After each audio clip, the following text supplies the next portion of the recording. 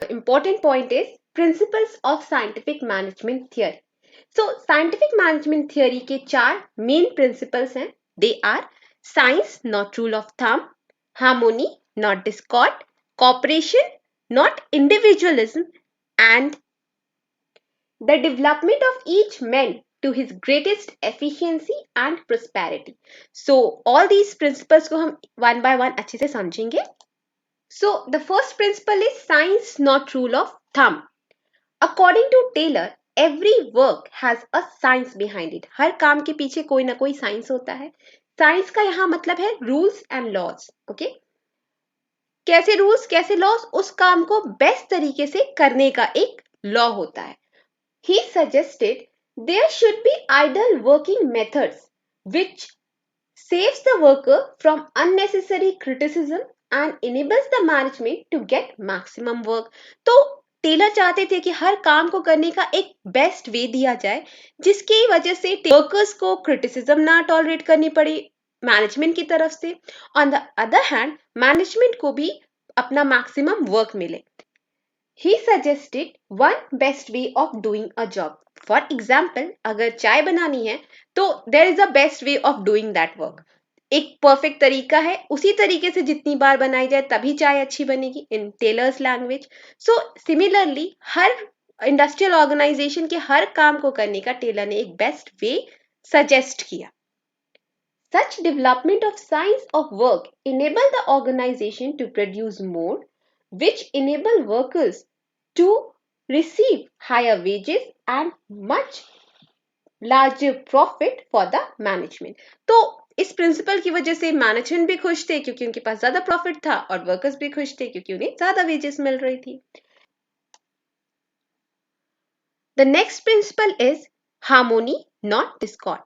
In this principle, Taylor ने suggest किया कि लेबर्स का सिलेक्शन एक साइंटिफिक प्रोसेस के थ्रू होना चाहिए. फॉर एग्जाम्पल सिलेक्शन के टाइम एक प्रॉपर टेस्ट लिया जाए जिससे कि उनकी फिजिकल एंड इंटेलेक्चुअल एबिलिटीज को जज किया जा सके whether they are perfect of doing the task or not. और सिलेक्शन के बाद उनको प्रॉपर ट्रेनिंग दी जाए उस काम को करने की. टेलर के according even after selection on a regular interval workers का टेस्ट होना चाहिए to check whether they are still capable of doing that work or not, they are doing their work properly or not. तो उसको check करने के लिए Taylor ने suggest किया कि हर कुछ एनुअल इंटरवल्स पे वर्कर्स का टेस्ट लिया जाए. दोज वर्कर जो अच्छा परफॉर्म कर रहे हैं they are well and good. Those worker who are not performing up to the mark उनको दोबारा से ट्रेनिंग दी जाए. इफ दे इम्प्रूव्ड तो अच्छी बात है and if not they should be removed क्योंकि ऐसे वर्कर्स ऑर्गेनाइजेशन के लिए एक बर्डन बन जाएंगे instead of an asset. Next principle is corporation not individualism. In this principle, Taylor suggested there should be harmony between the workers and the management. Workers and management तो अलग नहीं है. They have to work together to earn maximum out of their work. Workers को भी management की जरूरत है, management को भी वर्कर्स की जरूरत है. मैनेजमेंट को वर्कर्स को अच्छी वर्किंग कंडीशन प्रोवाइड करनी चाहिए, उनकी बातें सुननी चाहिए. What ever the issues workers face कर रहे हैं उनको रिजॉल्व करने की कोशिश करनी चाहिए. On the other hand workers को भी अपना बेस्ट देना चाहिए जिससे कि प्रोडक्टिविटी इंक्रीज हो सके. उससे उनका भी फायदा होगा और मैनेजमेंट का भी फायदा होगा. The last principle is the development of each man to his greatest efficiency and prosperity.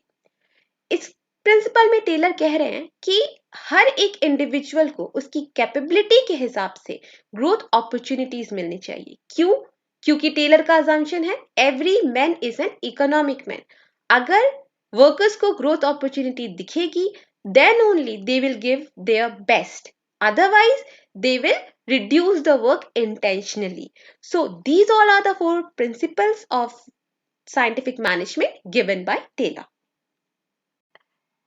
I hope this video is helpful for you, and if yes, keep supporting and stay connected. If you have any doubts or any feedback, please feel free to share them with me on this ID. I will try to address them. Thank you and have a nice day.